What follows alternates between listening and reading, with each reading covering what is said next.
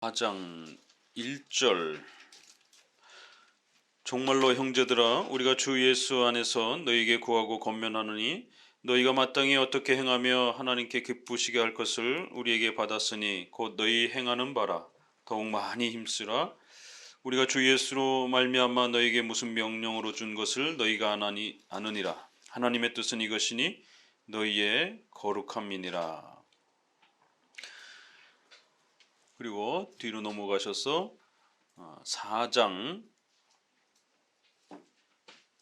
13절부터 보게 되면, 형제들아 자는 자들에 관하여 너희가 알지 못함을 우리가 원치 않으니 이는 소망이 없는 다른 이와 같이 슬퍼하지 않게 하려 함이라. 우리가 예수에 죽었다가 다시 사심을 믿을진대 이와 같이 예수 안에서 자는 자들도 하나님이 저와 함께 데리고 오시리라.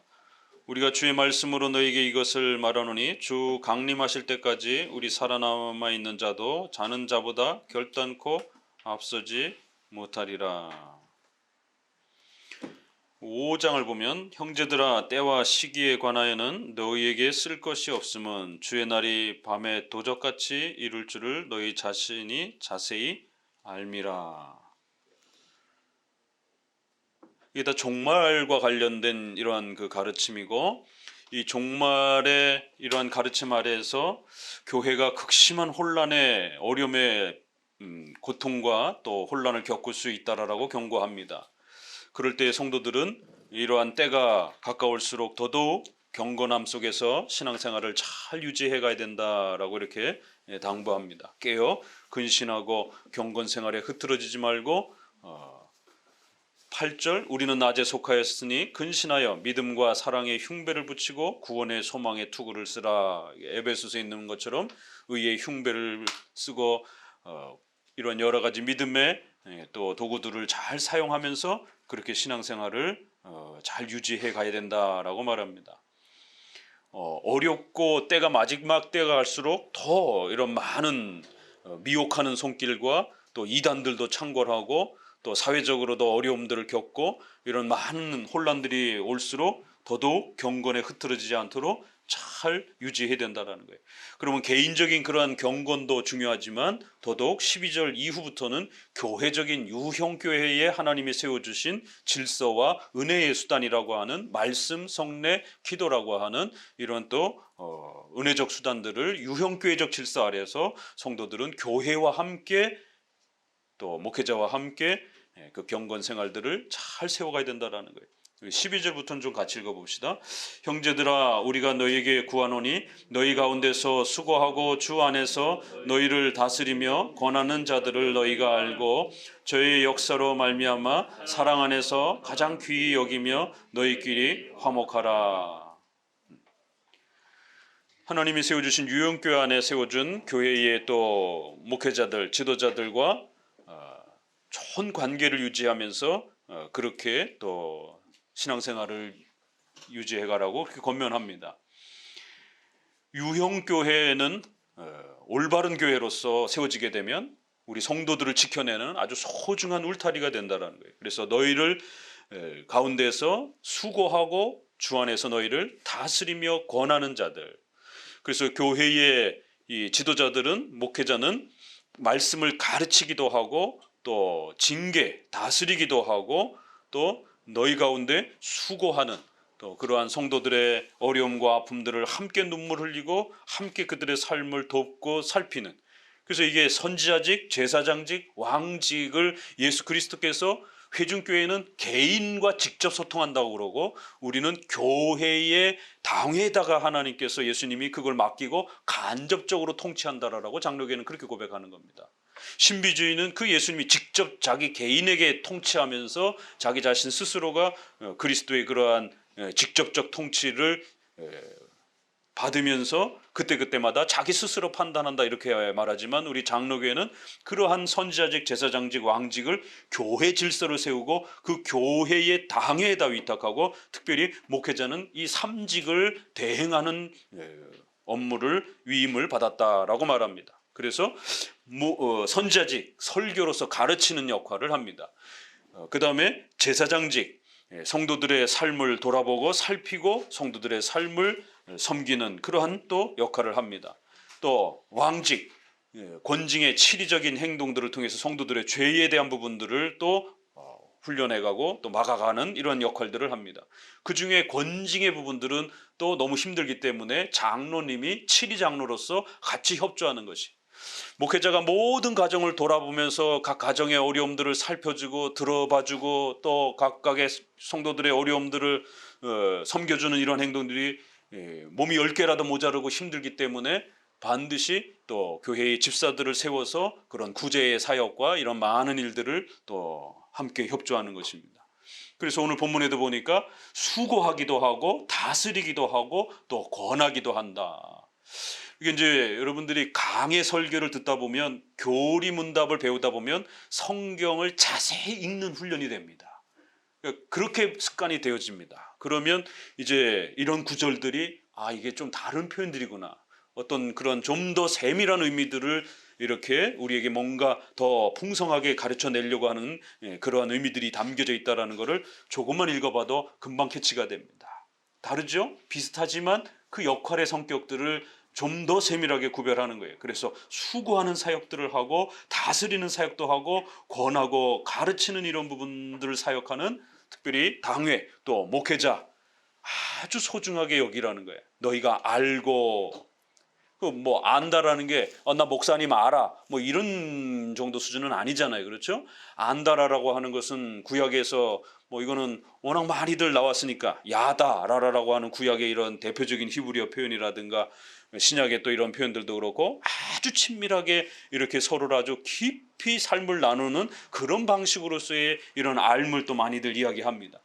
그래서 대면 그냥 이렇게 아는 것이 아니라 정말 삶의 교제를 나눌 수 있을 정도로 서로가 서로의 삶을 돌아봐주고 살펴주고 울면 함께 울고 기뻐할 일이 있으면 함께 기뻐할 정도로 그렇게 삶을 함께 나누면서 서로가 동역자가 되고 또 서로가 교제하면서 그렇게 깊이 인격적인 관계로서 알으라는 것이, 저희 역사로 말미암아 사랑 안에서 가장 귀히 여기라. 유형교회는 목회자하고 관계가 틀어지게 되면 아무리 좋은 게 있어도 그 교회에 남아있기가 참 쉽지 않습니다. 그래서 말씀을 전하는 그 위치가 교회의 가장 중요한 가르침, 말씀이 가르쳐지는 사역이 교회의 유형교회의 가장 중요한 사역이라고 우리가 이제 유형교회를 지금 계속 배워가잖아요.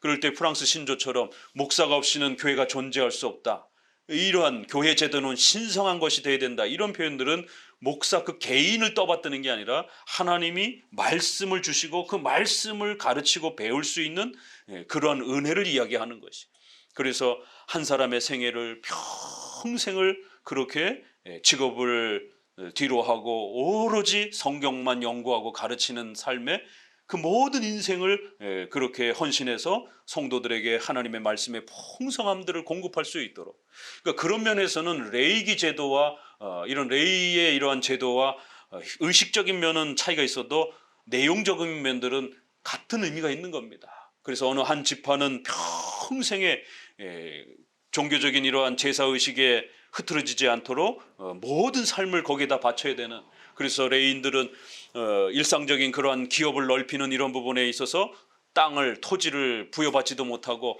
그저 먹고 사는 그 성읍에 있는 토지 정도만 그렇게 부여받고 일체 이러한 그 재산을 늘릴 수 있는 그러한 여러 가지 토지를 허락지 않았습니다. 그저 도피성 그 근처에서 제사 업무를 돕는 방식으로서 그렇게 사는 공간만 허락하고 오로지 11지파가 공급하는 그러한 재정을 통해서 먹고 사는 것이, 그건 굉장히 힘든 일입니다. 차라리 나가서 내 손으로 벌어먹고 사는 게 훨씬 편하지, 남한테 뭔가를 의탁해서 살아야 된다라고 하는 것은 그 사람의 신앙이 망가져가지고 11지파가 안먹여 살리게 되면 꼼짝없이 굶어 죽어야 되는 이런 위험을 갖게 되는 것이, 그러니까 레이지파 입장에서는 굉장히 불평불만한 상황인 겁니다. 그런데도 하나님이 그런 제도를 구축한 거예요. 그래서 어느 한 지파는 제사 업무에 전념해야 된다는 거예요. 그렇지 않게 되다 보면 제사가 소홀해지게 되고 예배가 소홀해지게 되고, 예배가 소홀해지게 되면 성도들이 율법에 대해서 모르게 되고, 오늘날로 말하면 성경에 대해서 모르게 되고, 그렇게 되면 기독교 전체가, 교회가 무너져 버릴 수도 있다는 거예요. 그래서 누군가는 전 삶을 하나님의 말씀을 연구하는 데에 그렇게 헌신된 자가 필요하다는 거예요. 왜냐하면 오늘날은 직통계시로 하나님이 역사를 이끌어가는 게 그런 시대가 아니기 때문에, 성경이 완성됐고 그 완성된 성경을 연구해서 가르치고 배워야 되는 그러한 시대란 말이에요. 그러면 누군가는 평생을 헌신해야 되는 겁니다. 그럴 때에 목회자들의 이러한 삶이, 유형교회 아래에서의 부르심이 일상생활적으로는, 이건 정말 더더구나 한국교회처럼 이렇게 제도적으로 보호받지 못하는 이런 구조 속에서는 그냥 길거리로 굶주림 속에 나앉아야 되는 그러한 어려움을 담보하고 이 길로 들어서지 아니한다라면 이 길에 쉽게 들어오지 못합니다. 왜냐하면 사역하는 동안도 전부 다 개교의 중심이기 때문에 그 개교회가 감당 못하면 목회자 생활비를 확보할 수가 없습니다. 은퇴하고 나면 성도들은 퇴직금이라든가 사대보험이라든가 여러 가지 혜택들을 받지만 목회자는 아무런 대책도 준비되어 있지 않습니다. 그러니까 나쁜 목사도 많습니다. 이 땅에 정말 나쁜 목사들도 많아요.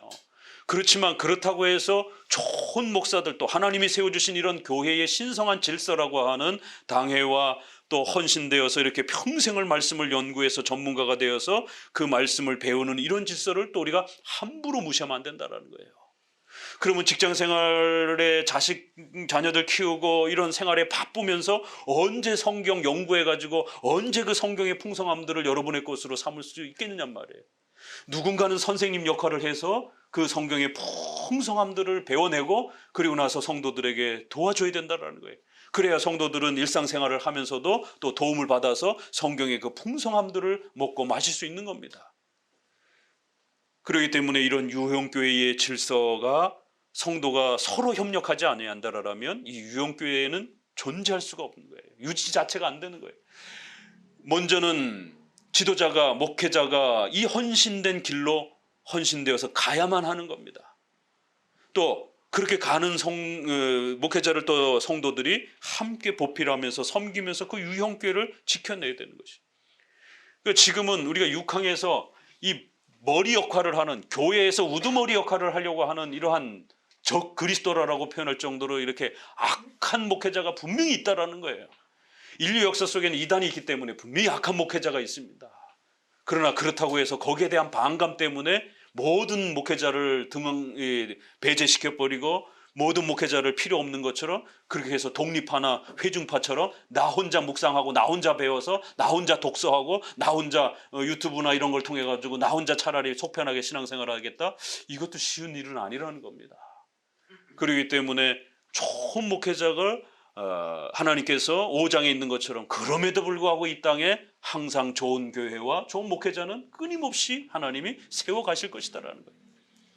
그러면 또 그렇게 헌신된 또 목회자들을 우리가 잘 길러내야 되고, 또 우리 성도들은 또 그러한 또 유형교회를 세워가는 일에 서로 사랑 안에서 가장 귀히 여기면서 이 유형교회를 우리가 어떻게 함께 지켜낼 것인가에 대해서 고민하고, 또 그렇게 하나님 앞에서 이걸 사명으로 또 그렇게 바라봐야 됩니다. 옛날에는 이렇게 권사님이나 장로님 정도 이렇게 조금 연세가 60 넘어가신 분들은 한평생 교회를 이렇게 잘 섬기고 나셔서는 이제 남은 생애를 좀 더 가치 있게 좀 더 봉사하고 싶어서 일부러 목사님에게 허락을 받고 미자리 교회라든가 시골 교회라든가 이런 데를 가서 아예 교회를 본인이 세우기도 하고, 그래서 어떤 분들은 교회를 본인 손으로 10개씩 세우기도 하고 뭐 20개씩 세우기도 하고, 이런 분들이 과거엔 참 많았어요. 그러니까 그런 걸 사명으로 생각하면서 개척교회, 미자리교회 이런 부분들이 어느 정도 형성이 되면 또 이제 떠나는 것이죠. 그러니까 초대교회 때 보게 되면 그 전도자라고 하는 이런 분들, 그래서 한 지역에 이렇게 정착하지 않고 교회가 자립되면 또 신속히 옮겨서 교회를 세워가는 이런 분들도 참 많았는데, 지금은 뭐 거의 전무합니다. 지금은 그냥 다 대형교회로 가요. 편리하다라고 하는 이유 때문에, 또 시스템이 잘 갖춰져 있다라고 하는 것 때문에 또 자녀들 교육에 대한 이런 부분들에 대해서 한국 사람들의 특유한 그 기질, 강남으로 몰리는 것처럼 교회도 모든 시스템이 잘 갖춰져 있다라고 생각하는 그런 대형 교회로 그렇게 몰려드는 것을 보게 됩니다. 그러니까 사명 개념 아래에서 유형 교회를 이렇게 지켜가고 세워가고, 그래서 그러한 헌신됨을 통해서 가족들이 복을 받고, 이런 개념이 사라져 버렸어요. 사명 개념이 사라져 버렸어요. 그러다 보니까 더더욱 유형교회가 굉장히 이렇게 도전을 받는 그런 시대가 되어버렸습니다. 더더구나 SNS라든가 인터넷 문화라든가 이런 4차 산업의 이러한 그 컴퓨터 문화를 중심으로 한 새로운 문명 시대가 이렇게 이루어져 가면서 우리는 무교회주의와 이런 무형교회 중심주의의 심각한, 그래서 최근에 가정교회라든가 이머징 처치라든가 세일교회라든가 이런 게 다 당회를 중심으로 하지 않는, 목사가 필요 없는 그냥 소그룹 모임 중심의 그런 모임들이 지금 창궐해 가고 있습니다. 그래서 더 이상 목사 필요 없다라는 거예요. 그러니까 과거에는 구역예배란 당회의 관리를 받는 거예요.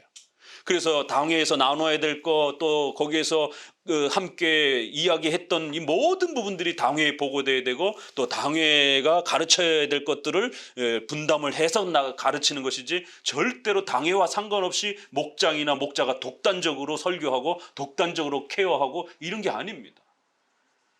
루터와 쥐빙글리가 종교개혁을 하면서 가장 엄히 경계하고 책망했던 게 교회 안에 교회. 무슨 의미인지 알겠죠? 교회 안에 교회, 당회의 통치를 받지 않는, 당회의 관리를 받지 않는 자기들만의 그러한 335의 끼리끼리의 그러한 소그룹 중심으로 그렇게 교회 안에서 존재하는 그런 어떤 파벌들, 교회 안에 교회 이렇게 표현을 합니다. 가장 무서운 그런 교회를 분열시키는 죄에 해당이 된다.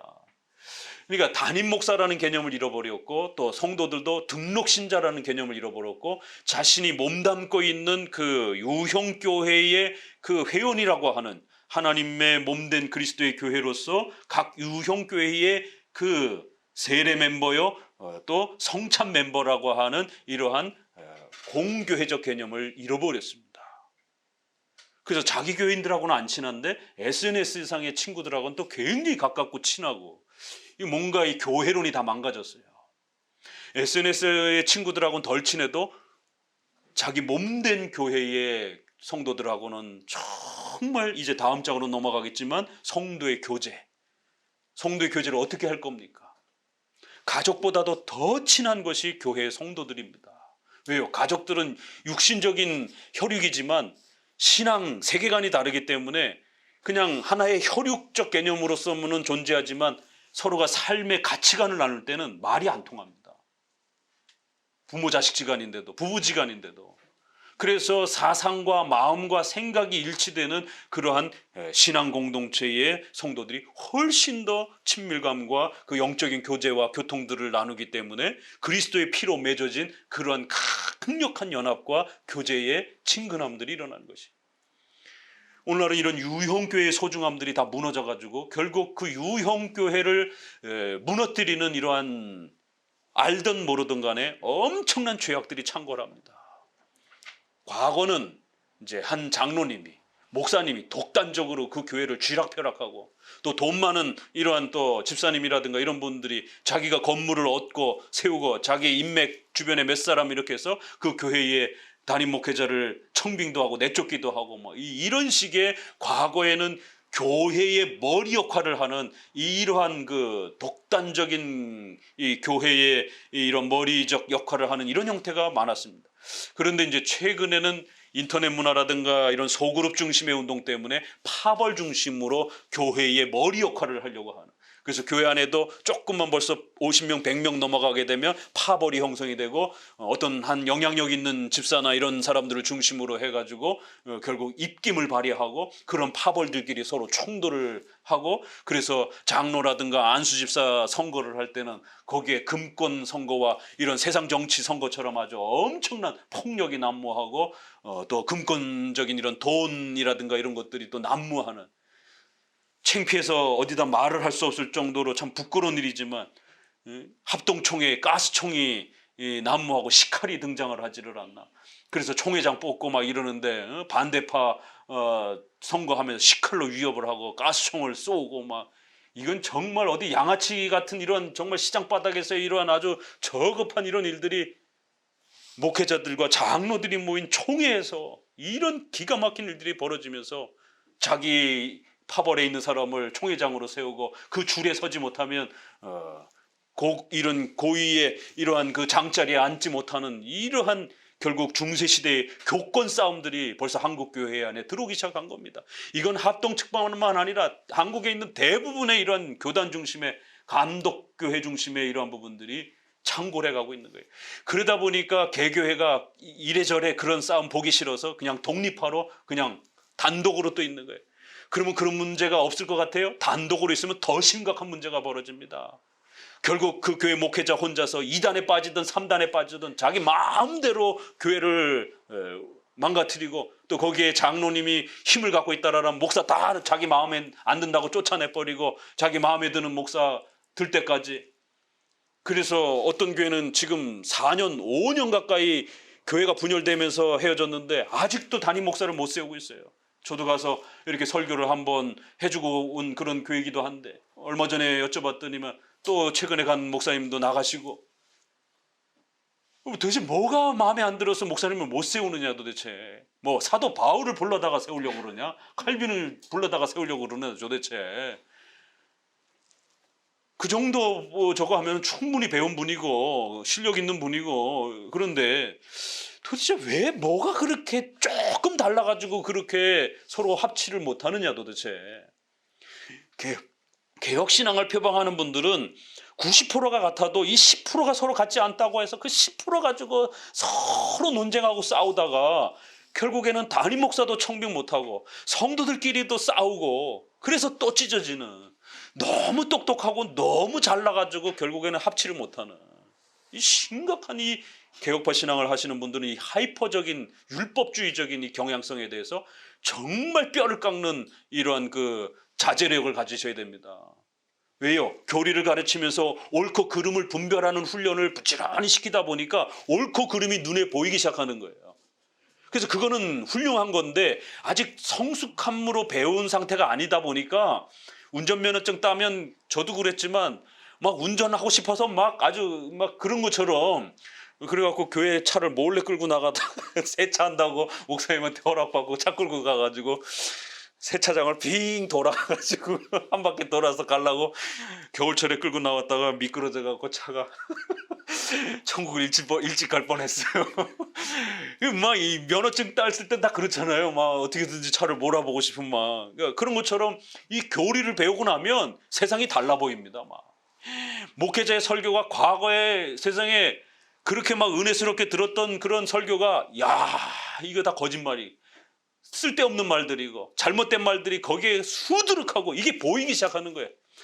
그런 분별력이 없었을 때는 어떤 이야기를 해도 그게 잘못된 설교인지 아닌지도 구별이 안 됐던 겁니다. 그래서 그냥 은혜스럽다라고 그냥 느꼈던 거고. 그렇지만 이제 교리를 알고 나면 많은 목회자들이 얼마나 쓸데없는 말들을 많이 하고 성경을 안 가르치고 잘못된 또 교리를 가르치고, 이러한 부분들이 보이기 시작합니다.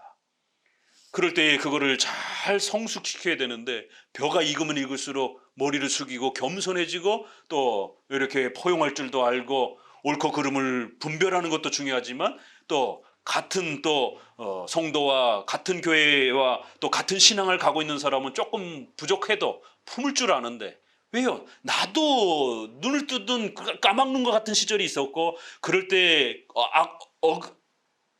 아장아장 걷던 나의 그 개혁신앙에 대해서 소리문답 소자도 모르던 그 시절에 그래도 그걸 같이 이렇게 공부시켜줬던 그런 올챙이적 시절이 있단 말이에요. 그런 걸 생각을 못하고 개혁신앙을 충분히 이해하지 못한다라고, 또 예정론을 제대로 이해하지 못한다라고 막 공격하고 막 욕하고 비난하고, 이런 거친 그런 과격한 이런 또 모습으로 변질될 수 있단 말이에요. 하이퍼적인 아주 극단적인 율법주의적인 이러한 부분들이 항상 유형교회 아래에서 생길 수 있습니다. 그래서 아주 정말 조심하셔야 돼요. 신신당부 또 신신당부합니다.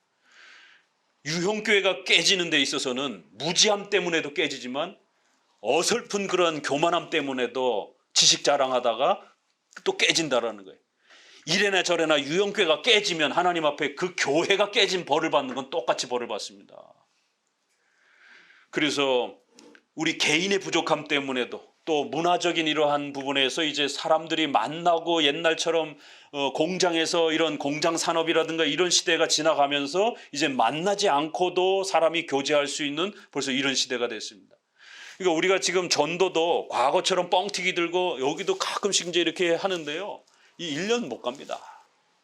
더더구나 이런 신도시라든가 이런 데서는 먹히지도 않아요. 받아가지도 않아요. 과거엔 그런 게 없었던 시절에는 그래도 뭐 물티슈라도 주고 그러면은 나중에 쓰려고 집어넣기도 하는데 그런 거 주면 귀찮아가지고 어디 가방에 넣을 데도 없고 안 받아갑니다. 또 그런 뻥튀기 좀 불량식품이라고 먹지도 않아요. 건빵 그냥 갖다 버립니다. 그냥. 그러니까 물량이 없던 시절에는 그런 게 필요하지만 지금 그런 게 필요한 시대가 아니란 말이에요. 그런데다가 더욱더 컴퓨터 문명을 통해서 인터넷 문명이 발달이 되어지면서 인터넷 공간에서 더 많은 사람들을 이렇게 교제하는 이런 시대가 되었어요. 그러면 전도의 방법도 유형교회를 세워가는 방법도 많은 고민들을 해야 됩니다. 그리고 또 지금은 수많은 사람들이 가난한 성도 안 나가. 교회 안 나가를 거꾸로 하면 가나안이에요. 옛날엔 다녔는데 지금은 안 나가. 그래서 그걸 가나안 성도라고 이제 굳어져 버렸어요. 그 용어가. 그래서 그냥 혼자 신앙생활 하겠다라는 거예요. 교회 나가면은 또 그 옛날과 같이 그런 거 저런 거 싫다라는 거예요. 그러니까 그냥 독립하로도 있고 그냥 혼자로도 가나안 성도로 혼자로 있고 이러한 유형교회가 무너져가는 많은 이런 모습들. 그러니까 결국 그러한 유형교회가 무너져가는 이러한 이유에는 사회적인 변화도 있고 또 우리 개인의 이런 미숙함도 있고 또 그 교회 유형교회 안에 머리 역할을 하려고 하는 자꾸 이렇게 싸움하는 이러한 그 인간의 욕망과 죄악됨 이런 부분들이 결국에는 또 유형교회를 망가뜨리는 또 이러한 그 총체적인 어려움이 있다라는 것입니다. 그래서 이제 웨스트민스터에서는 하늘 아래에 있는 가장 순결한 교회라도 혼합되고 오류에 빠질 수 있다. 올바른 교회의 기준을 마련해 줬잖아요. 그리고 나서 5항에 들어와서는 이제 5항, 6항에는 잘못된 교회를 또 이야기를 해줍니다. 그러면서도 먼저 언급하는 것은 아무리 훌륭한 교회라 할지라도 미흡한 면들이 있다라는 것을 항상 이해하라는 거예요. 이 땅에서는 세상 종말이 오기 전까지는 이 땅에서는 완벽한 교회가 없다라는 겁니다. 바울이 관리했던 고린도 교회 보세요. 고린도 교회 그러면 싸움이라는 거예요. 얼마나 분쟁을 했는지 바울파, 아볼로파, 게바파 그런 겁니다. 아볼로가 이렇게 세례를 주고 가르쳤더니 난 바울한테서 배웠는데 이러는 거죠. 뭐 저기 한참 리더 밑에서 배운 게 뭘 배웠다고 이러는 것이죠. 그러니까 아볼로와 바울의 이 사역의 위치를 이렇게 보게 되면 아볼로의 이 사역의 이런 부분들을 바울이 도와주기도 하고 거꾸로 도움을 받기도 하고 잘못하면 시기 질투가 일어날 수 있는 아주 묘한 그런 어떤 이런 관계가 이렇게 형성이 돼 갑니다. 바울은 사도인데 아볼로는 사도가 아니잖아요. 그랬을 때에 아볼로가 열심히 전도한 그 사역지를 바울에게 다 이렇게 넘겨주기도 합니다. 그러니까 사도가 그 교회를 이렇게 세울 수 있도록. 그러니까 이제 고린도 교회는 아볼로가 먼저 이렇게 전도를 해서 사역을 했고 나중에 바울이 또 이렇게 같이 협력을 하면서 교회를 구축하는. 그러니까 기존 신자들은 아볼로파 이렇게 되는 거예요. 그러니까 사도가 왔으니까 사도파들이 이제 바울파 막 이러면서. 그러니까 고린도 교회 바울이 관리했던 고린도 교회도 이런 싸움들이 있는 겁니다. 이런 연약함이 있을 정도로. 그런데 뭐 신 목사님이 관리하는 교회야 뭐 더 부족하죠. 그렇지 않겠어요? 그럼에도 불구하고 이 땅에서의 교회들은 항상 유형교회로서 존중받아야 되는 것이지 기본 표준만 잘 지켜낸다라면 훌륭한 목회자가 있고 또 그 훌륭한 목회자가 올바른 우리의 장로교회의 교리를 벗어나지 않고 웨스트민스터 신앙고백에 선서한 대로 우리의 7대 선서를 합니다. 성경은 하나님 말씀인 걸 믿습니까? 웨스민스터 신앙고백이 성경을 가장 잘 요약한 것으로 알고 받아 가르치겠습니까? 이렇게 묻는 거예요. 그렇게 인정하겠습니까? 그렇게 받아들이겠습니까? 그렇게 가르치겠습니까? 서약합니다 라고 목사가 됩니다. 그리고 나서 세 번째는 나는 장로교회 목사가 되겠습니다. 그리고 이제 나머지 네 개는 그냥 윤리적인 부분이에요. 적어도 목회자가 이 7대 선서를 한 그대로 신실하게 자기 자리를 지켜가고 있다라면 그런 목회자는 훌륭한 목회자인 겁니다. 장로교 목회자가 우리는 감리교나 이런 다른 쪽 이야기 하지 말고 우리 장로교나 얘기해보자라는 거예요. 장로교 목회자가 웨스민스터 신앙고백이라고 하는 것을 선서를 해놓고 그걸 교회 안에서 안 가르치면 그건 장로교 목회자가 아닙니다. 굉장히 심각한 겁니다, 사실은. 그러면 내 마음대로 가르치겠다라는 거예요. 그러면 성도들은 그 목회자의 설교가 하나님의 말씀인지 아닌지를 어떻게 믿겠습니까? 그거를. 왜? 목사님 마음대로 가르치고 있는데, 자기 혼자 해석해가지고 아무거나 막 가르치고 있는데, 목회자도 사람인데, 교회에서 트로트로 노래나 부르지를 않나, 목회자가 설교하다 트로트를 부르지를 않나. 야, 교회가 타락하려면 도대체 어디까지 타락을 해야 되는 것인지. 개그 콘서트 나오는 그런 목회자가 배꼽을 잡고 성도들을 개그 만담을 시키지를 않나. 하나님에 대한 높은 경외감 속에서 그 신을 예배하는 거룩한 두려움과 경외감은 사라진 지 다 오래됐어요. 깔깔대고 웃고 배꼽 잡고 떠들고 그냥 웃다가 종교적 안식이나 그냥 얻고 가는 겁니다. 그러니까 기독교 나오던 사람들이 카톨릭으로 개종하는 숫자가 엄청난 겁니다. 카톨릭에 있는 사람들 이쪽으로 잘 개종을 안 하는데, 불교에 있는 사람들 이쪽으로 잘 개종을 안 하는데, 왜요? 불교나 카톨릭에서 그렇게 신을 섬기던 사람들은 기독교가 신을 섬기는 모습들을 보고, 야, 너네 같이 그렇게 뭐 시장 바닥에 그렇게 그런 식으로 섬기려면 안 가. 인간이란 본능적으로 신에 대한 그 안식함에 대한 목마름이 있거든요. 그렇기 때문에 우상숭배적으로 행하더라도 불교에 가서 사람들이 그 산속이라든가 또 그런 그 장엄한 그런 분위기 속에서 사람들은 종교적 안식을 누리는 거예요. 성당도 마찬가지고. 그 성공의 사진 지난번에 이렇게 제가 우리 교회 역사 탐방하면서 강화도 지역에 성공의 지역을 한번 돌아봤는데, 카톡에 보내드렸잖아요. 카톨릭하고 똑같아요, 형식이. 미사 드리는 이런 부분이라든가 모든 부분들이. 그러니까 적어도 인간에게는 본능적으로 이런 신에 대한 거룩함과 경외감에 대한 이러한 갈급함이 있다고요.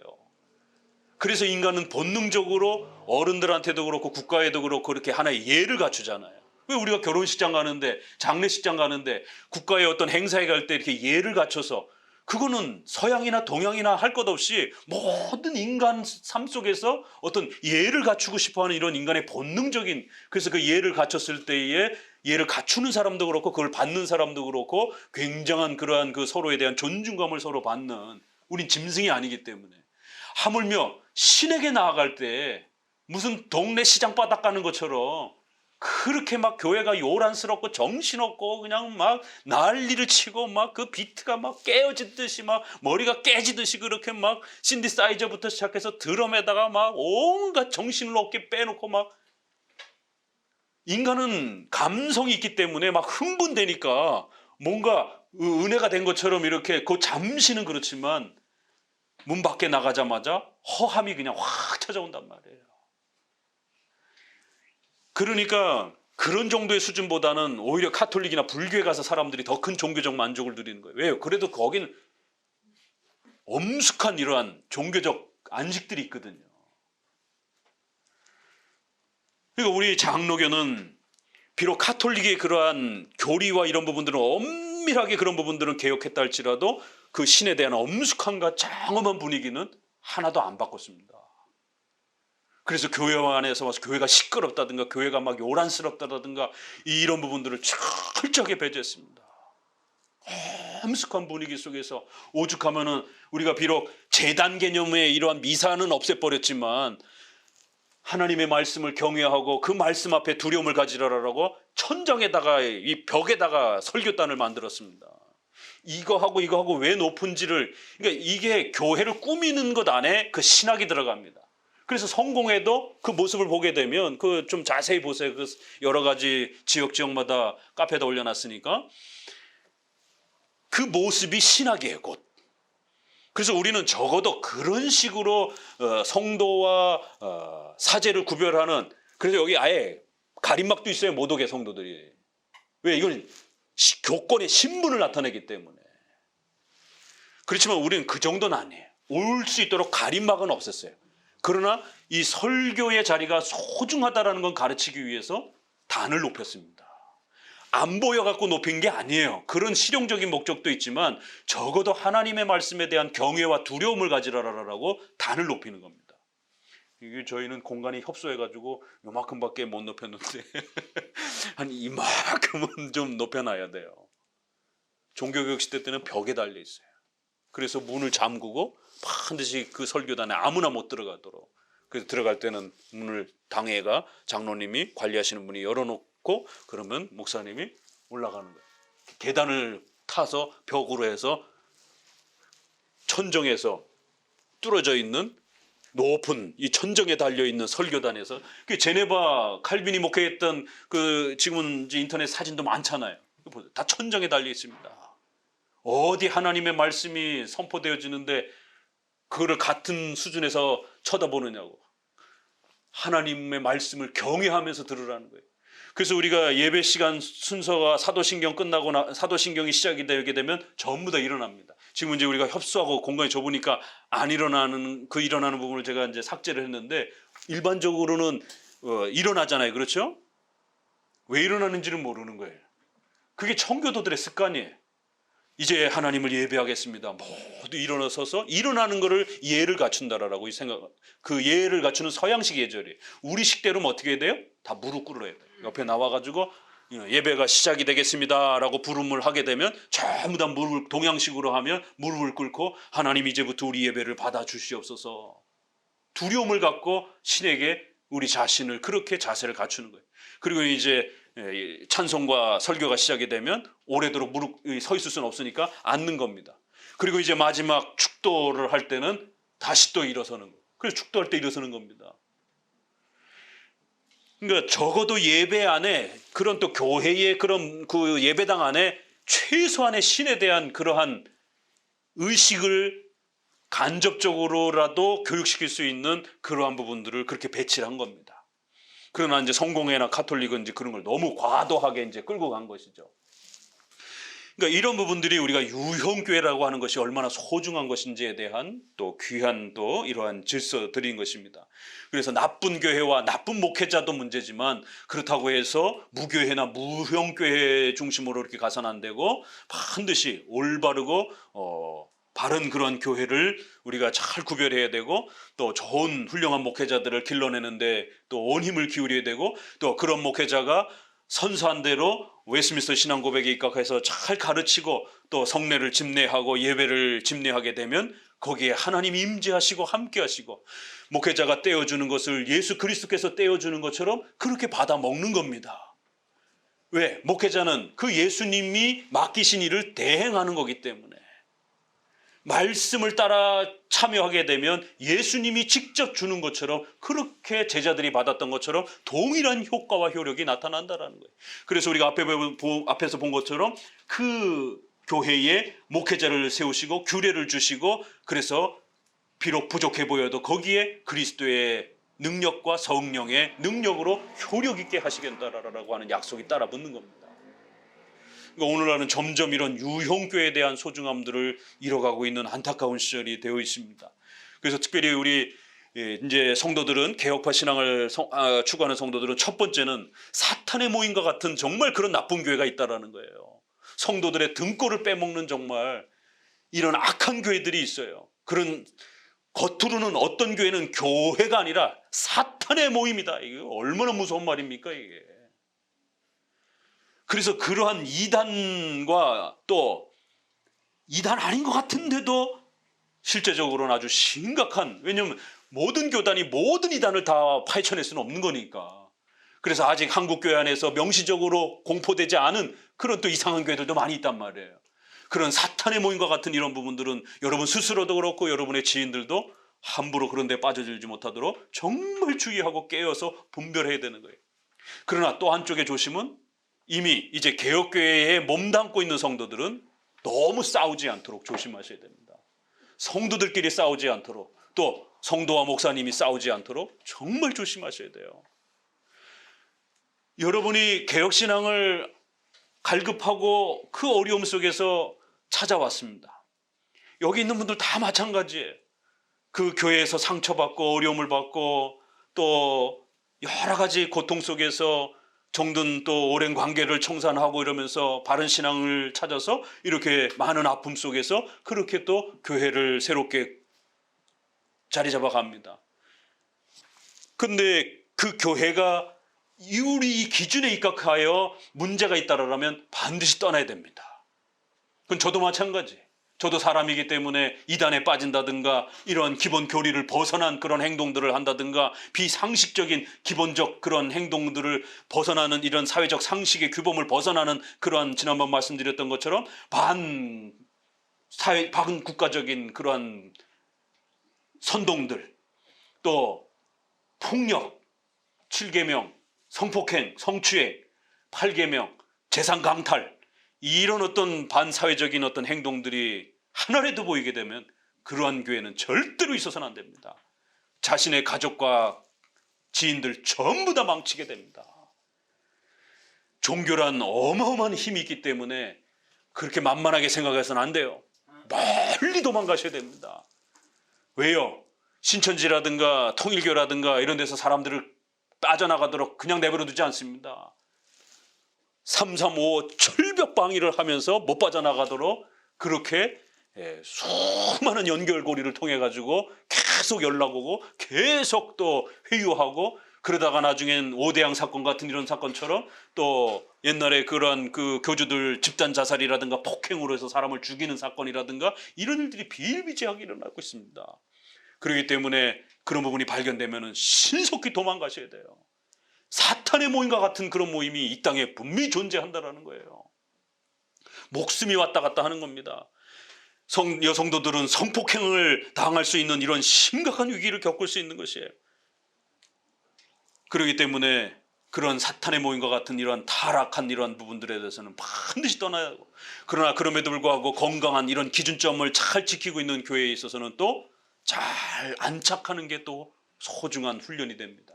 그래서 조금 다르다 할지라도 이제 배워가는 걸음마 수준과 이제 막 배워가는데 어떻게 같을 수가 있겠어요? 또 모르는 부분들이 들어오잖아요. 모르는 부분이 들어오면 이거 나하고 다른데? 라고 배격할 문제가 아니라 이거 내가 여태까지 이거 몰랐던 부분이구나. 그럼 이건 도대체 뭐지? 이러면서 계속해서 그거를 이렇게 더 그 정보를 부지런히 축적해 가셔야 되는 거예요. 그리고 난 다음에 나중에 1년, 2년 정도 쌓아놓고 나서 이 교회 역사 속에 이런 것들이 있었구나. 한 번도 소개받지 못했던 그런 정보들이기 때문에 이 목회자를 통해서, 이 선생님을 통해서만이 소개받는 그런 내용인 겁니다. 그러면 잘 소개받아가지고 비교해 보는 거예요. 성도의 의무와 책임은 그 설교를 스스로 확인하고 받을지 안 받을지를 스스로 분별해서 본인이 선택하는 겁니다. 왜요? 본인의 신앙이니까. 그래서 분별할 자유는 분명히 있는 거예요. 그러나 그 분별이 지나쳐서 따지고 싸우고 또 이 사람 저 사람한테 교회의 질서를 넘어서서 목사님을 모함하고 설교가 이상하다라고 이렇게 자꾸 소문내고, 이거는 이제 징계 사유가 되는 것이죠. 자기 스스로 그 설교의 부분을 어떻게 받아들일 것인지를 자기 양심을 가지고 하나님 말씀 앞에서 또 웨스트민스터 신앙고백이라든가 이런 사도신조 앞에서 잘 분별해서 내가 소화할 수 있는 만큼 가지는 것은 그건 온전히 성도의 책임과 의무인 것이에요. 그러나 그 선을 넘어서면 이제 그건 또 좀 조심해야 됩니다. 그래서 좀 다를 때는 그걸 잘 축적해 놨다가 비교해 보시라는 거예요. 이렇게 서로 다르구나. 그럼 이게 어떤 게 더 옳은 것인지에 대해서 충분하게 배우고 난 다음에 선택해도 늦지 않다라는 거예요. 근데 대부분은 90%가 똑같은데도 이제 목사님이 좀 더 깊은 내용들을 가르쳐 주려고 새로운 거를 던지게 되고 새로운 거를 소개하면 이거 내가 그동안 알았던 거하고 좀 다르네? 이 목사님 나하고 다르구나. 이제 이런 오해를 갖기 시작해요. 그러면 개혁신앙을 1단계에서만 계속 머물러 있을 수는 없잖아요. 2단계, 3단계, 4단계 더 깊은 단계로도 올라가야 되는데 이번 주 예레미야 설교 같은 경우도 내가 명령한 것도 아니고 내가 뜻한 바도 아니다. 이런 그 설명은 이거는 상급 정도 수준에 있는 개혁파 성도들에게나 설명해야 되는 아주 어려운 내용이에요. 그래도 이제 여기 한 20년도 다닌 성도도 있고 이러니까 매번 똑같은 그런 하나님의 작정과 섭리 얘기는 100번도 200번도 더 들었단 말이에요. 이런 분들은. 그러니까 더 깊은 내용도 이제 오래된 분들은 또 그 맛을 즐겨야죠. 그래서 성경이 더 깊은 부분으로 들어갈 수 있도록. 그러니까 그런 깊은 내용도 있는데 갑자기 20년 동안 신앙생활을 하다가 이거 내 생전 처음 들었는데 이거 목사님 나하고 생각이 다르구나. 이 교회 있어야 되는 거 말아야 되는 거 이러면 안 된다는 것이죠.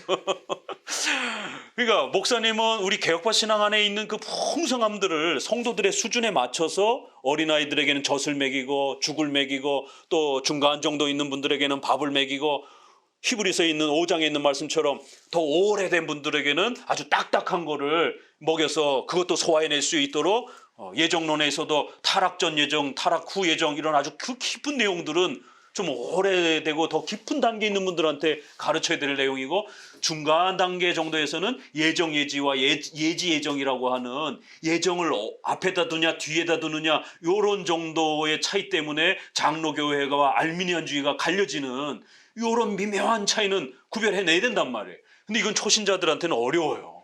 그렇기 때문에 웨스트민스터를 한 번, 두 번 정도 끝낸 중간 정도 성도들에게는 이런 부분을 더 파고들어서 설명해 줘야 된단 말입니다.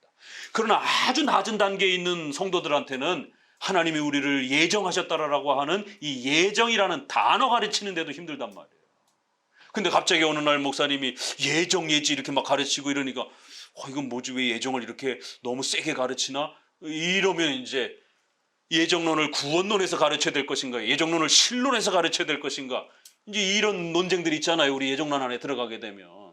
그러면 저는 웨스트민스터를 따라 예정론을 신론에서 가르치려고 애를 씁니다. 그런데 최근엔 회중파 사람들은 예정론을 구원론에서 가르쳐야 된다라고 아주 목소리를 높인단 말이에요. 회중파 청교도 쪽에서는. 웨스트민스터를 싫어하기 때문에. 웨스트민스터는 신론에서 예정론을 가르칩니다. 그래서 하나님의 작정과 주권을 강력하게 구축하고 거기에서 구원과 우리의 삶 전체를 바라보면서 하나님의 주권을 의식하면서 늘 살으라는 거예요. 하나님의 작정과 섭리를 의식하면서 살으라는 거예요. 그러니까 회중파 청교도들은 그렇게 가르치면 너무 스콜라적이 되고 너무 운면론적 되고 숙명론적이 된다라는 거예요. 그저 예정론은 안 가르칠 수는 없으니까 가르치긴 하되 다 인생을 살고 난 다음에 뒤돌아볼 때 하나님이 나를 이렇게 지켜주셨구나. 이 정도로 이렇게 우리의 구원의 보탬이 되고 되돌아보는 과정에서 예정론을 이렇게 도움을 받으면 되지. 처음부터 우리의 모든 삶 전체를 하나님의 작정과 섭리를 의식하면서 하나님의 뜻을 헤아려가면서 이렇게 너무 하게 되면 운명론에 빠질 수 있다는 이 차이가 납니다. 이게. 그렇기 때문에 웨스트민스터는 여러 종교개혁의 논쟁들을 정리하고 신론에 배치를 한 겁니다. 그래서 바빙크, 카이퍼, 벌커 이런 모든 조직신학자들의 조직신학에 전부 다 예정론이 신론에 배치돼서 가르치는 거예요. 구원론에서 배치돼서 가르치지 않고 구원론에서 배치돼서 가르치는 것은 주로 다 복음주의권 내에서 그나마 예정론을 가르치는 겨우 회중파 쪽에서나 구원론에서 소개를 하는 거예요. 그 외에는 아예 가르치지도 않고 분명히 이런 차이들이 있는 거예요. 그럴 때 이러한 차이들 때문에 이상하다 이러면서 또 여기는 나하고 예정론이 좀 다르네 이러면 안 된다라는 것이죠. 그럼 본인이 회중파적인 그런 구원론에서의 예정론을 여태 배워왔더라도 같은 장로교 안에 신론에서도 예정론을 다루는 이런 방식도 있구나. 그럼 칼빈은 신론에서 다뤘는가 구원론에서 다뤘는가? 웨스트민스터는 신론에서 다뤘는가 구원론에서 다뤘는가? 우린 다 같이 웨스트민스터를 사랑하니까 그럼 같이 조금 더 인내하면서 배우시라는 거예요. 그러면 여러분이 또 몰랐던 새로운 정보도 배워가면서 성장해 간단 말이에요. 근데 너무 예민하게 확 밀어버리게 되면 계속 같은 자리에 머물러 있게 됩니다. 더 높은 단계를 못 배우게 되는 거예요. 그래서 개혁교회 성도들은 가장 순결한 교회랄지라도 연약하다라는 걸 인정하고 연약한 성도들을 포용할 줄 알고 또 목사님하고 나하고 생각이 다른다 할지라도 그건 당연히 달라야 됩니다.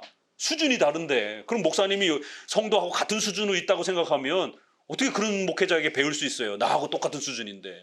당연히 목사님은 훨씬 나보다 수준이 높다라고 생각을 하셔야 되는 거죠. 그런 실력 있는 선생님 밑에 들어왔으니까. 그러면 그 선생님이 어떤 걸 가르치더라도 신뢰하면서 부지런히 배워가면 되는 거예요. 왜? 기본 기준을 넘어섰으니까. 참된 교회라고 하는 그 표지를 서로 넘어섰기 때문에 안심하고 배워가는 거예요. 그러니까 이러한 그 두 위치가 다릅니다. 한쪽에서는 안심하면 안 되고 한쪽에서는 안심을 하면서 배우는 거예요.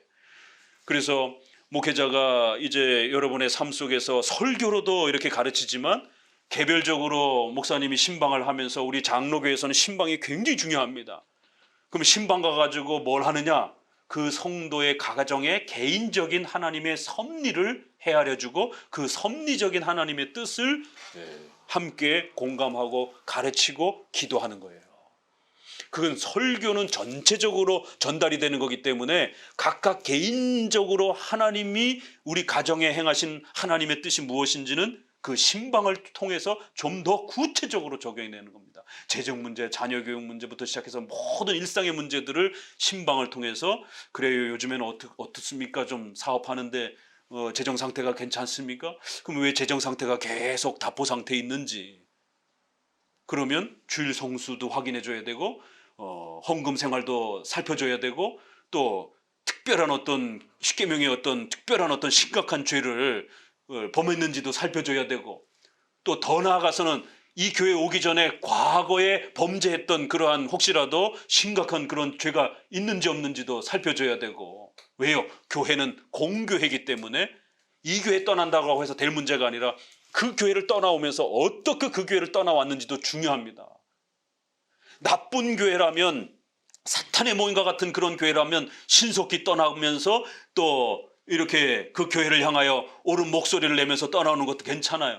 그러나 좀 더 수준이 떨어지는 교회에서 옮겨올 때는 거기도 교회이기 때문에 될 수 있으면 그 교회가 분열이 되거나 망가지지 않도록 그 교회는 또 그 교회대로 가야 되니까.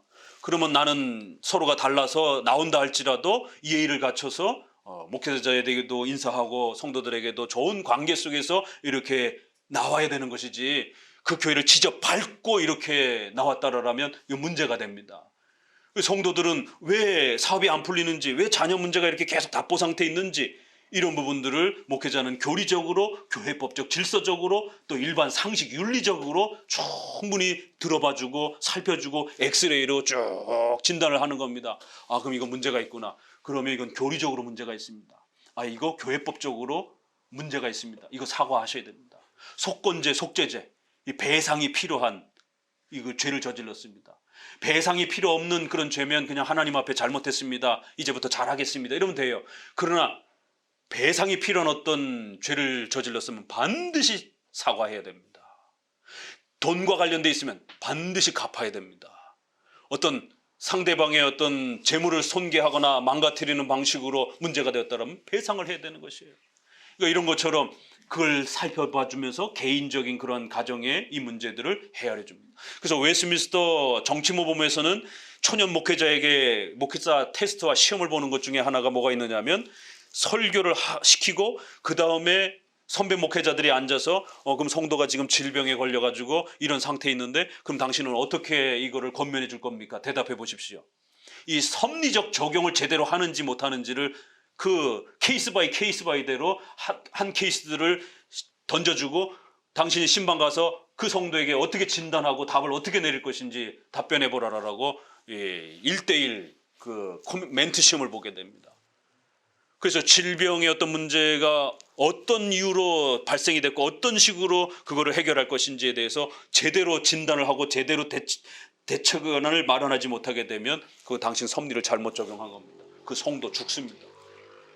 신장을 떼어내야 되는데 깜빡 졸다가 신학교에서 심장을 떼어내라고 들어가지고 심장을 떼어내면 어떡합니까? 신장을 떼어내야 되지. 그런 것처럼 잘못 적용한 거예요. 그러면 선배 목회자들을 통해서 신학교를 통해서 다시 배우는 겁니다. 아, 교리와 섭리가 성도의 삶의 현장에 이렇게 됐을 때 그걸 어떻게 매치를 시키고 그거를 하나님의 뜻이 무엇인지 그럼 그 가정이 재정적으로 자립하고 회복하기 위해서는 어떤 권면을 해줘야 되는지, 어떤 대책을 해줘야 되는지, 질병의 어려움을 앓고 있는 성도면 어떤 대책을 세워줘야 되는지, 어떤 그런 방향성을 제시해줘야 되는지.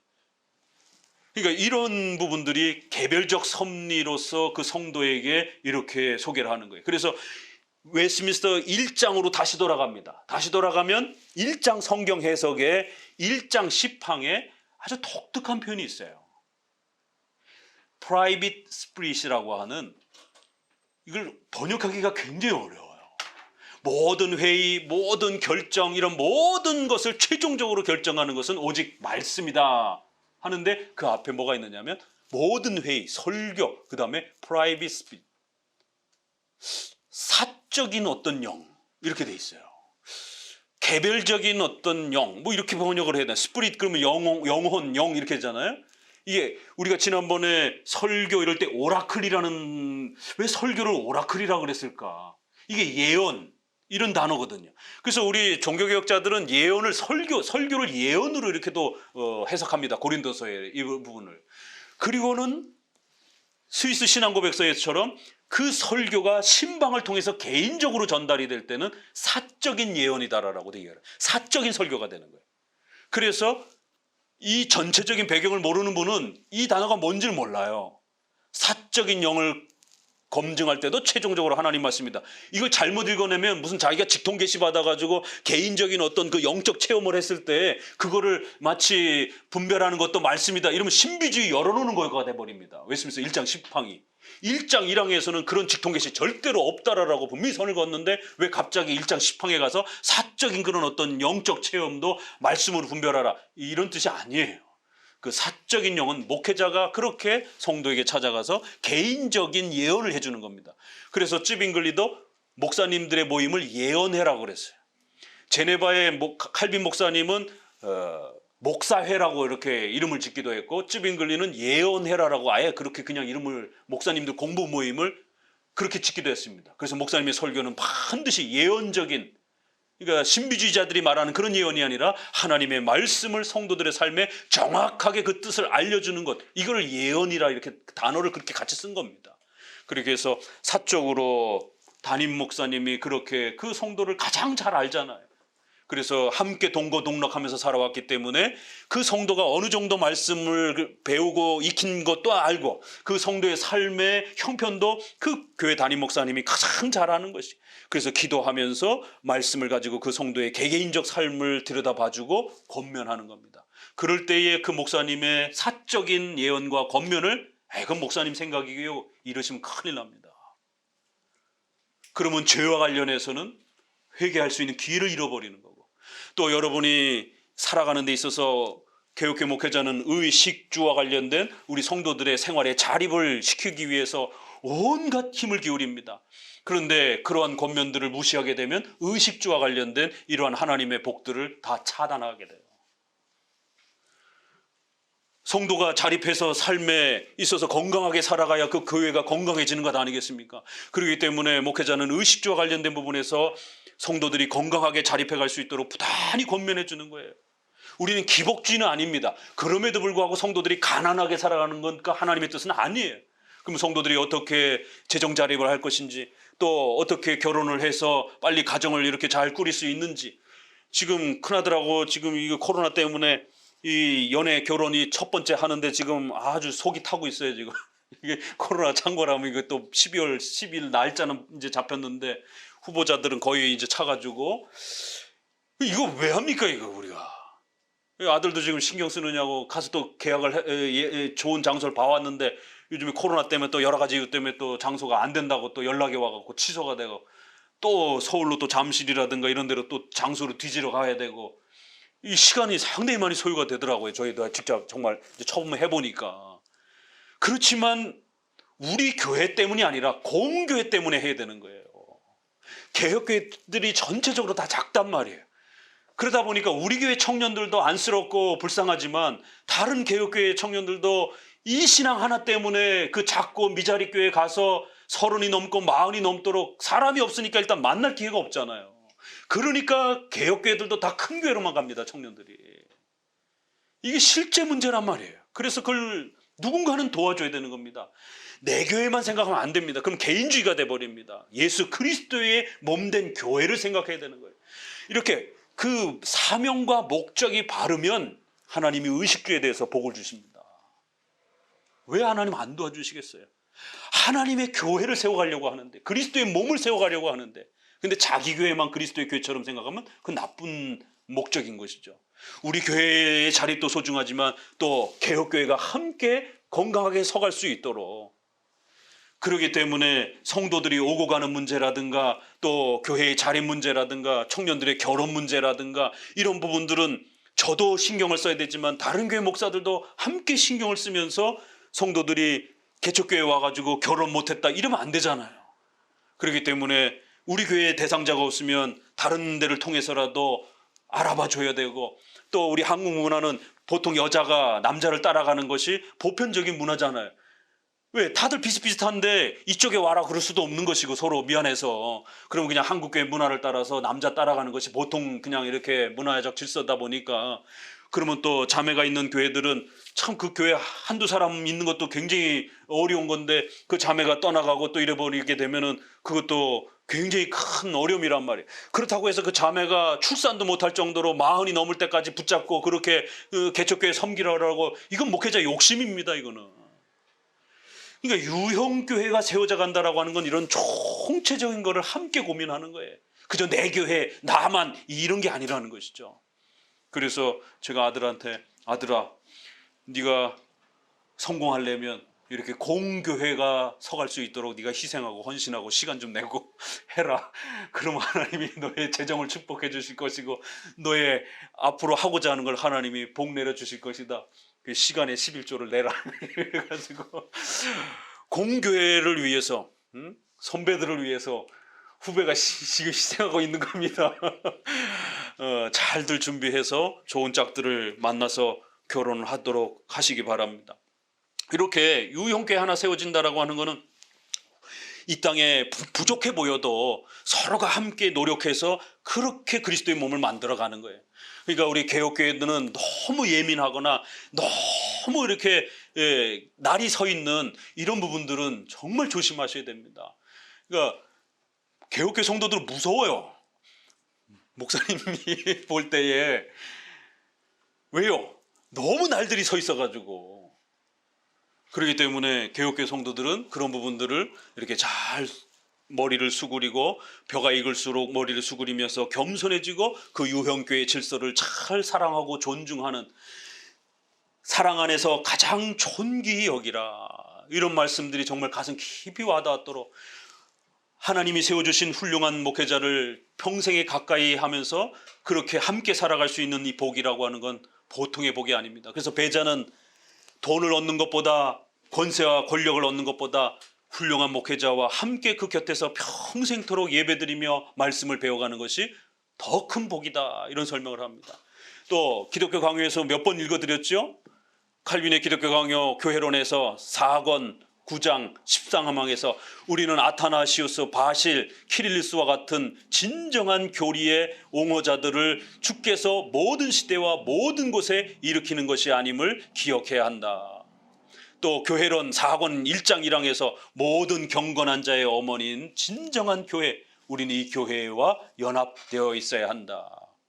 이런 말들 하나하나가 여러분의 생애에 좋은 목회자, 훌륭한 교회, 또 좋은 목회자가 여러분 곁에서 여러분의 영적 건강을 함께 돌보고 또 말씀을 가르치면서 하나님의 뜻을 배워가고 하나님을 섬겨갈 수 있도록 이렇게 유형교회적으로 울타리가 되어서 도와준다라고 하는 것은 어마어마한 그런 힘이요, 여러분의 생애에 가장 큰 복을 누리고 있다라고 하는 사실을 기억하셔야 됩니다. 근데 여기에서 까딱 잘못하면 그 충돌과 그 다툼과 그 서로가 생각이 다른 것을 잘 조율하고 해결하지 못하게 되면 개혁교회 성도들은 너무 똑똑하고 너무 날카로워서 평생을 떠돌아다니는 그런 신자가 될 위험이 많습니다. 일반 교회는 이단 타락한 사탄의 모임과 같이 되었는데도 불구하고 못 떠나는, 아예 거기에 껌딱지처럼 그냥 딱 붙어있는, 자기와 가정이 다 망가지는데도 못 떠나는 이런 게 문제라면, 개혁교회 성도는 자기 교회가 없는 평생 떠돌아다니는 이러한 일들이 벌어져요. 이게 서로 다릅니다. 이 사탄의 유혹의 방식들이. 그래서 제가 아는 성도도 저희 교회 처음 왔던 우리 김지사와 같이 비슷한 그 시기에 왔던 그 두세 가정이 있는데, 결국 저하고 초기에 그렇게 만났던 성도임에도 불구하고 이 교회론 가르치다가 그 목사님 나하고 생각이 다른데요. 그러면서 결국에는 교회를 떠났고 이 수도권에 알만한 교회들은 다 돌아다녔고. 왜요? 그분들이 다 저하고 친구기 때문에. 그래서 결국에는 수도권을 넘어서 지방까지 헤매고 다니다가 또 최근에 또 수도권으로 올라왔다라고 하는 이런 이야기를 1년에 한 번씩 교회를 옮겨 다니는 거예요. 자기 교회 못 정합니다. 그럼 어떤 벌을 받게 되느냐면, 어떤 위험함이 찾아오게 되느냐면, 자녀들이 그거 다 봅니다. 여기 교회 있다 또 1년도 못 버티겠구나. 그러면 부모의 신앙을 신뢰하지 못하고 결국 자녀가 신앙이 엉망이 돼버립니다. 왜요? 백교회의 신앙이 짬뽕이 돼버리는 형태가 돼버려요. 자녀가. 자녀의 신앙에 심각한 위기를 겪습니다. 이런 분들은. 그래서 같은 신앙 고백 안에, 같은 교회 질서 안에 부모가 가진 신앙이 자녀들에게 잘 물려지면서 그렇게 성장해가는 것이 유형교회적 복이 얼마나 소중한지를 기억하셔야 됩니다. 그걸 아무렇지도 않게 생각하고 더 좋은 교회, 더 좋은 교회, 더 좋은 교회, 더 이러다 제가 그래서 나중에는 속이 상해서 그런 얘기를 했어요. 저도 조직신학자고 일반 목회자도 아니고, 저 같은 조직신학을 하는 담임 목사가 가르치는 가르침도 못마땅하다라면 우리나라에서는 이승구 교수님, 김병우 교수님, 제가 대놓고 얘기했어요. 그분들한테 가시라라고. 그렇지만 제가 마지막 당부합니다. 이분들 교회에서도 정착하지 못하면 당신은 지구를 떠나셔야 됩니다. 이 땅에는, 대한민국엔 이분들 이상으로 교회 없습니다. 그래도 적어도 이분들은 다 교단을 대표하는 최고의 조직신학자들인데, 그런 조직신학자 밑에서도 그 가르침이 마음에 안 들어가지고 뭐가 또 다르다 이렇게 충돌을 하게 되면 당신을 가르칠 수 있는 목회자 이 땅에 없습니다. 이 심각한 경고입니다. 이게. 그렇게 떠나간 분들이 수두룩해요. 그래서 다시 한번 이 5항과 6항을 읽어내면서 순결한 교회에 대해서 너무 지나치게, 순결성을 너무 지나치게 세게 강조하는 것도 문제가 될 수 있다는 거예요. 그래서 어거스틴과 관련해서 도나티스파, 순결성을 지나치게 강조하다가, 또 종교개혁 시대 제세례파, 1700년, 1800년 경건주의, 오늘날엔 세대주의와 근본주의, 가장 거룩한 교회, 이러다가 결국에는 자기들만 분리돼 버리는, 독립된 그러한 고립되는 이런 일이 벌어진다는 거예요. 그런 교회는 있을 수가 없습니다, 이 땅에. 그렇기 때문에 기본 원칙만 지켜주면 서로가 존중하고 그 안에서 담임 목회자와 그 교회 공동체로서 함께 잘 건강하게 자라가라는 것이에요. 자, 그래서 6항을 마무리하면서요, 그렇기 때문에 교회 안에서 반드시 싸움이 되고 교회가 유형교회가 망가지는 이유는 바로 머리 역할을 하려고 하게 되는, 장로님도 누구도 다 머리 역할을 하게 되는.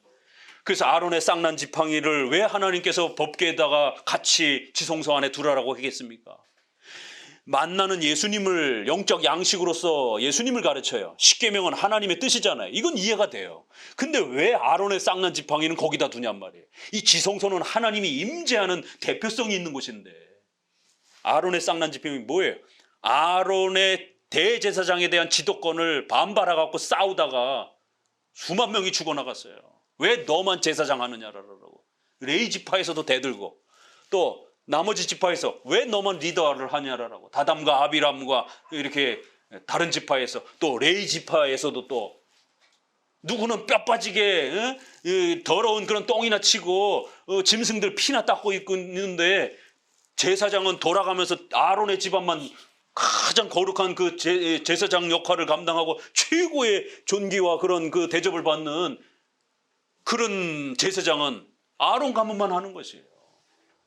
기분 나쁘겠어요, 안 나쁘겠어요? 그러니까 싸움이 벌어지는 것이에요. 그래서 하나님이 나타나셔서 절대로 성도들끼리 싸우지 말라고. 이건 하나님이 정하시는 것이다. 레위 지파를 정하든 유다 지파를 정하든 그건 하나님이 정하시는 것이다. 그래서 하나님이 아론의 지파를, 레위 지파를, 그래, 레위 지파 네가 그게 불만이냐? 그러면 11지파가 레위 지파를 바라볼 때 왜 너네만 거룩한 종교적 업무를 해 그러면? 그것도 불만이 되는 겁니다. 11지파가 불만이? 그러면 하나님이 온 민족 가운데 너네만 하나님의 백성으로 삼았어요. 그럼 이방 민족들이 이스라엘 민족들 12지파 볼 때 왜 너네만 하나님의 백성이야? 이런 식으로 되는 거예요. 그럼 불평불만이. 하나님이 정하시는 겁니다. 목사가 잘나서도 아니고 장로님이 잘나서도 아니에요. 하나님이 목사와 장로를 당회라고 하는 질서로 세우시고 교회의 머리로 세우시고 그 교회의 지도권을 주시고 교회를 통치하고 운영하도록 그렇게 장로교회는 세운 겁니다. 그래서 성도들이 청빙을 해서 목사님을 세우고 또 여러분의 손으로 장로님을 뽑았으면 그 다음부터는 그 지도권에 순종해야 된다는 거예요. 그래서 함부로 머리 역할을 하려고 하게 되면 결국 싸움이 벌어지게 되고 유형교회가 무너지고 거기에 이제 이건 16세기, 17세기에 기록된 거기 때문에 그 시대에 이런 악독함을 가장 많이 행동했던 바로 교황이 그런 적그리스도의 역할을 목사가 혼자 주인 역할을 해도 문제가 된다는 거예요. 장로가 혼자 주인 역할을 하려고 해도 문제가 되고 성도가 그렇게 역할을 해도 이건 누구든지 다 적그리스도가 될 수 있는 거예요. 그래서 이건 그 시대의 로마 가톨릭과 싸움에서 나왔기 때문에 적그리스도요라고 로마 교황의 이런 악독한 교리를 망가뜨리고 성도들의 생활을 망가뜨렸던 이러한 교회의 그리스도의 머리를 빼앗은 이런 행동들은 누구나가 다 될 수 있고 대표적으로 교황이 적그리스도다라고 이렇게 아주 명시적으로 문장을 박았고 이러한 대상들은 짐승에 대한 이런 해석들은 그 시대는 그렇게 했고 초대교회 때는 로마로 해석했던 거고 오늘 우리 시대는 WCC라든가 이런 다양한 형태로 또 반기독교적인 그런 악한 단체라든가 개인이 충분히 다 될 수 있는 것입니다. 그래서 이건 대표적으로 표현해낸 것이지 해석적 관점에서는 그 시대마다 교회를 파괴하려고 하는 그런 세력들 또 개교회 안에서도 그렇게 머리 역할을 하면서 교회를 쑥대밭으로 만들고 이런 악행들에 대해서는 적그리스도와 같은 이런 또 하나님 앞에 무서운 책망을 받을 수 있다는 것이. 그런데 이제 장로교회가 타락해가면서 1903년에 이 문장을 빼버렸어요. 왜 뺐겠습니까? 로마 카톨릭하고 가까이 지내려고. 그래서 수정된 1903년판에는 이 문장이 없습니다. 그래서 우리가 웨스트민스터 초판을 신앙 고백으로 받는다라는 게 이렇게 중요한 거예요.